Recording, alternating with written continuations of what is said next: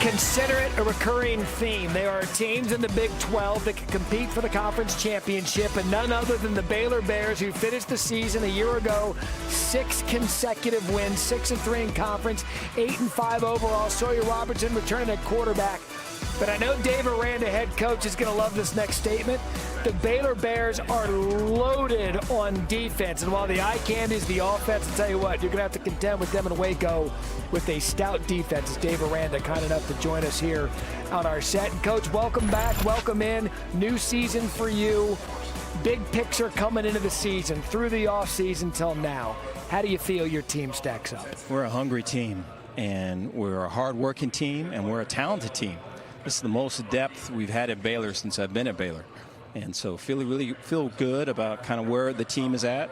You know, we're trying to be consistent with our daily actions and how we're doing things. Are we finishing through lines? Are we always on time? And all those things that are little things that end up being big things once they keep a score of a game.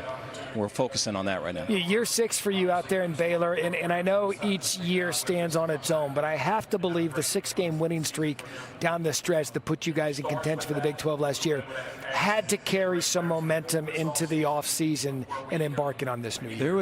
I think the majority of the team knew that we had a good team last year. And we as coaches would tell them that, and I think they would hear that maybe from their parents or from a teammate. But for them to see it themselves and to see the TCU win and to see these other wins, the win versus Texas Tech, I think there's such value that comes from that. There's a grounded confidence that the team has now, which is a good thing. Well, it's amazing. You really think about it too. You're a Hail Mary away from being in the championship game. You know what I mean? And then it's like it's just crazy how wide how thin the margins are now. But offensively, with Spavital back. Yes.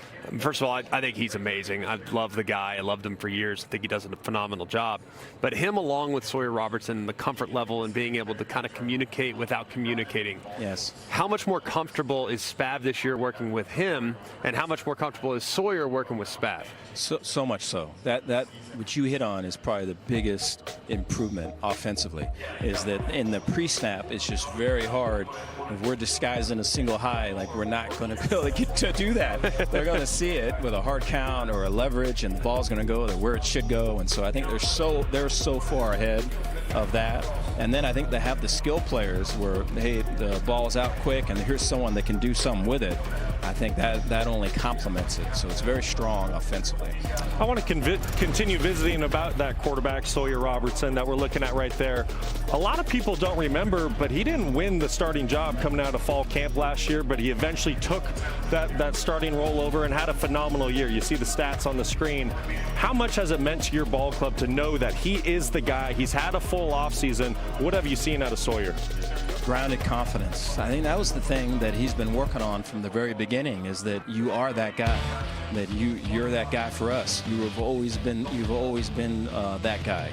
And I think, leading from the middle of the pack last year to where now he's leading way out in front, which for him is an uncomfortable spot to be, for him to be way out in front and being holding guys accountable and leading the tempo and leading the pace has been way strong for our team. What does it take? I mean, I'm just looking at the coaches we talked to today. Kansas State, Manhattan, Kansas, Texas Tech, Lubbock, Texas, Waco, Texas, Ames, Iowa. These are quintessential college towns, kind of outpost in an area where you've got to find guys that want to be there and believe that they can be there and win. What does it take at Baylor for you to get that type of mentality? It takes relationships. It takes spending time with recruits and families and investing. It takes hey, we're going to be focused on high school recruiting, and we're going to spend time with that. It's so easy to be in the transfer portal business, and here's a bunch of money, and here's 1 year, and you're gone. Yeah. But to develop people, you don't hear so much about that now. You hear about acquiring talent as opposed to developing the talent. Is that where you are? Yes. Are you a 75-25 high school to portal? We want to be that way next year. I think from the mistakes and things that I've made in the past, we had to be able to get a little bit more portal than we would like. Sure. But I think we're in a position now where it's going to be mainly high school. Looking at some of the additions you made defensively, not just on personnel, but some of your coaches, a couple new faces on that side of the ball with you. No one's going to deny you're probably one of the smartest defensive minds in the entire game. Now you have a head coach hat. You still manage so much defensively. How do you balance that as a head coach? And how do you make sure that, all right, hey, I hired some new pieces, I want them to do what we do, but also bring some new perspective, some new vision to that side of the ball? The first couple of months are going to be, hey, here's things that you really believe in. Here's things that you like. Let's have a day. Show me a cut up. Let's go through all of it. Teach me what you do, and let's talk it through. And a lot of those have been incorporated, you know. And so then from there, then it becomes, hey, you're going to be responsible for this part of the defense. You're responsible for this situation. And then being able to use your staff in terms of, you know, I'm not having to be able to come in with everything kind of laid out. I'm counting on Matt Pallage or Paul Gonzalez to be looking at this and have this ready. And so that type of teamwork's been helpful when there's other things on your plate. Speaking of a defensive play caller, which you took back that role last season, and I know how much that means to you, what does it mean to return a linebacker like Keaton Thomas as far as a leader and to have that nucleus of the defense and the new coaches to be able to lean on?